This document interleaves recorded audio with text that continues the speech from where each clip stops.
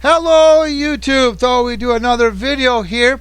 This is going to be part 2 of my solar panel or solar power build for my GMRS 2-area repeater. You're probably wondering, why would I want to use solar panel?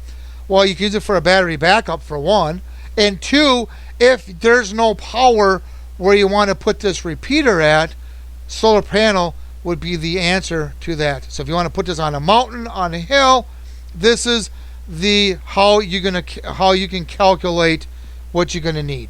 Okay. Now I'm gonna do this in this is part 2. This video is gonna be about calculations.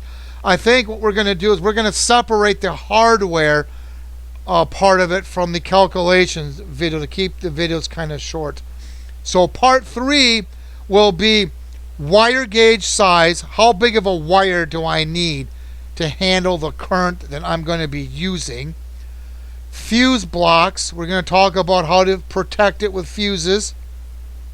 And inverter size. If you have to run an inverter, how big of an inverter you're going to need. That's going to be part 3. So this video is part 2. We're going to get into the calculations. Now, before we get into it, I like to mention I am by no means a solar expert. I do not do solar panel installations for a living. Now, if anyone out there is a solar expert that does solar panel installations for a living and wants to add to the video, please, by all means, post a comment. However, I would like to have you also post a link to what you're saying. Now, I know websites can not always be accurate, but with my videos, I try to show proof of some type with my videos. Now, I know I posted a video here about a solar panel kit that I bought.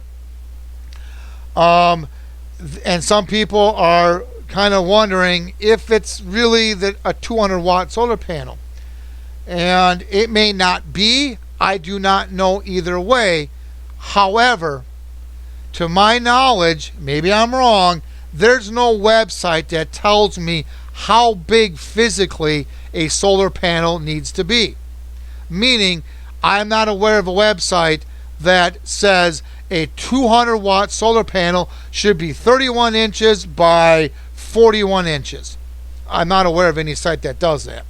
Now, maybe perhaps there ain't, because as we know, you can have a panel be longer than wider and get this much wattage out of it, and you can have a panel be wider than longer and still get the same amount of wattage out of it. So maybe that's why they can't really have a website that does that. Or again, maybe I'm wrong. Maybe there's a website. Post a link to it. That's all I ask. I need proof, because if I'm going to ask the seller about it, I need to have proof to go along with what I'm saying. So, and don't go by, well, this eBay ad, this panel is 200 watt and it's this big. I can't go by other ads and how big their solar panel is. I need more proof than that if I'm going to be asking the seller. So whatever information you have, please post a link to verify what you're saying. I need that to one, to show the seller if it's going to be the solar panel, or any other information that you want to share.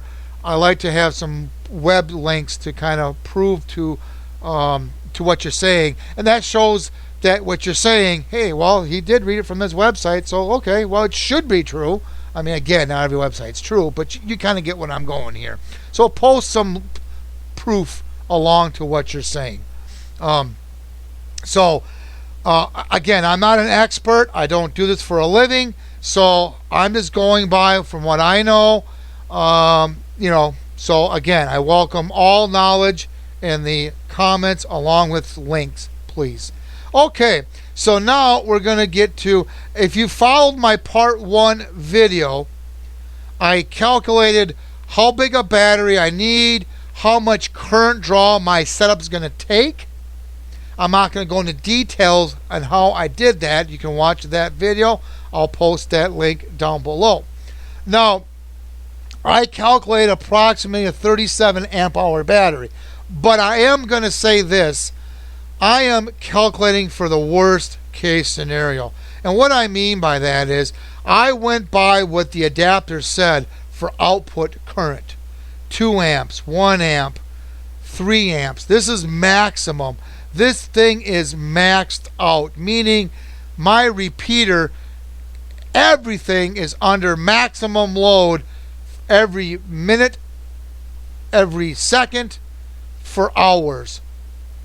Obviously, that's not going to be the case in real life situation, but you still want to calculate it to accordingly to what your amperage draw will be. I went with 7. It calculated out to be 7. I went an extra amp just to be on the safe side. I determined for my battery, I'm going to use a 37 amp hour lead acid battery. Yes, deep cycle is better. If you want to spend a little extra more, it's up to you. I'm going to use the lead acid just because, truthfully, I have that battery here. And it's cheap, so that's why I picked that. So that's how I came up with these numbers, but I'm not going to go in that detail. You can watch part 1. Now, before we get carried away, there are different types of solar panel. The monocrystalline is the better one out of the two. Hopefully I said that right. And I'm not going to go into detail. I'll post this link in the description below. Basically, the monocrystalline is more efficient. So that's the one you kind of want to go with. So again, I'll post a link in the description to this article. You can read it for yourself. And usually the monocrystalline is going to be a darker looking panel. The cells are darker compared to the other type of panel. Just to let you know that. So I want to mention that. I also want to mention there are different types of solar charger controllers. When you go to buy your solar panel, be mindful of that. There is a MPPT type and there is a PWM type. Now, the summary is the MPPT type is more efficient. Again, I'm not going to read, we're not going to go through this whole article. I will post this link in the description.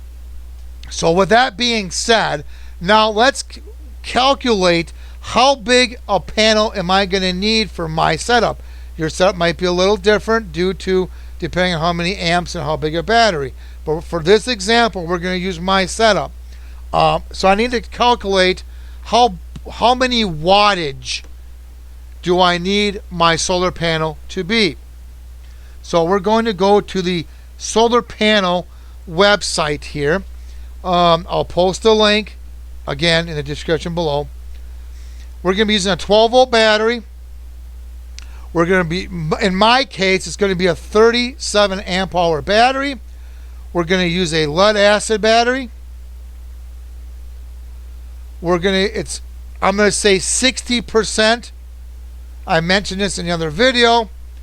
The reason I'm going with 60% is because for a lead acid battery, you don't want to go below 50% because that's not good for the battery. It will shorten the battery's life if you did go below 50%.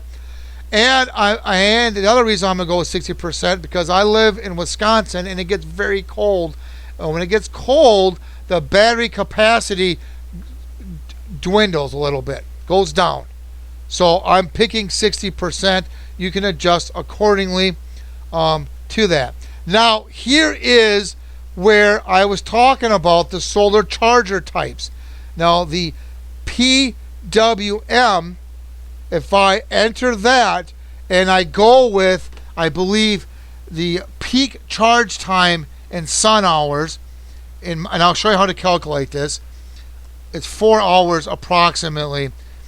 There's a link on here. You can calculate it. I'll show you here in a minute, but we'll get to that where you can calculate that.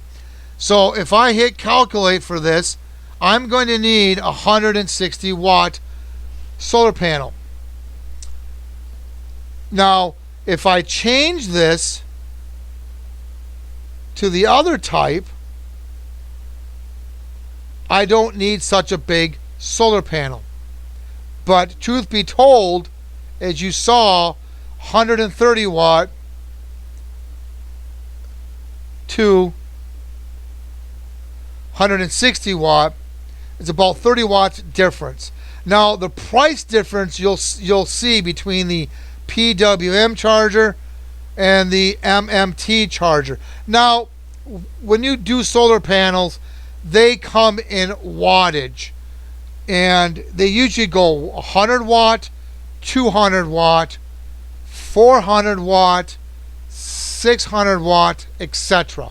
So obviously either one I select here, I'm going to be getting a 200 watt, whether it's the P or the MPPT controller, or whether it's the other controller. I'm still going to fall within that 200 watt solar panel range anyways. But just to let you know, there is a difference.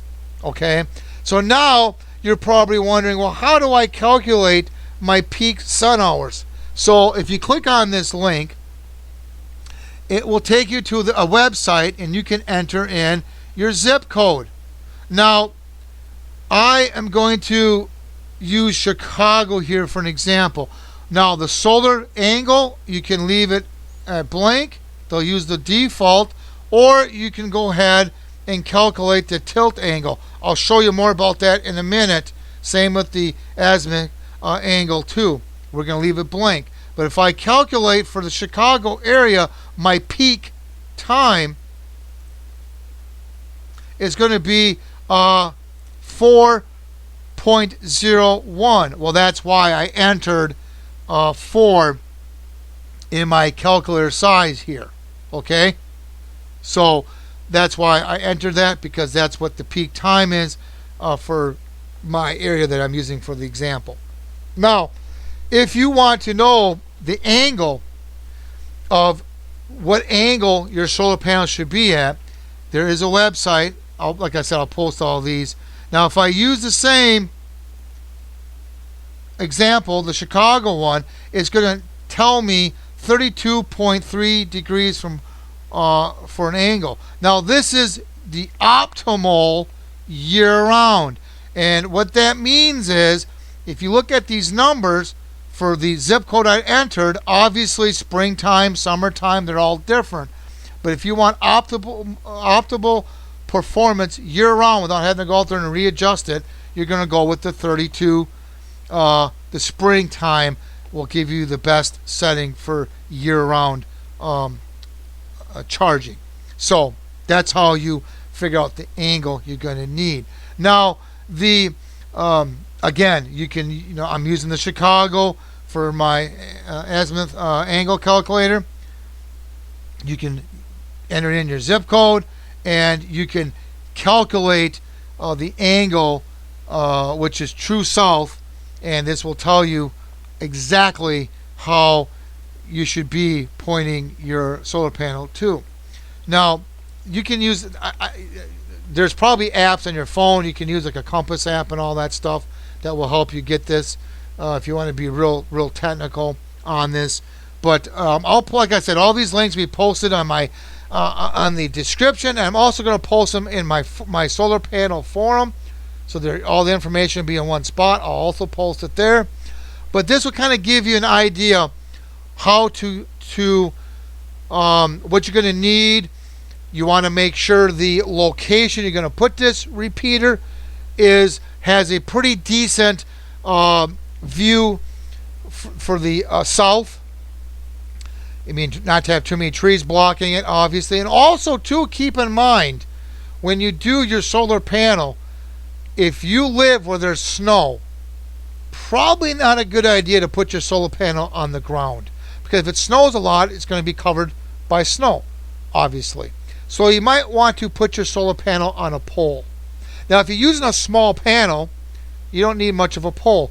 Again, that's more hardware, but it's the things to keep in mind. You want to keep in mind as you're getting all your parts to build your solar panel. Obviously, if you don't get snow in your area, well, then maybe perhaps you don't need a pole. but you still probably want to put it kind of off the ground anyway, so animals and critters don't get to it and damage it. I live in Wisconsin. We could have a lot of snow, so I got to mount my panel on some type of a pole at least a few feet off the ground, so that I don't have to worry about it being buried in snow, and I don't have to worry about the animals getting to it. So I got to keep that in mind. Now, I can either pound in a pipe in the ground, but it's getting kind of cold here. I'll probably, maybe have to make a stand of some sort.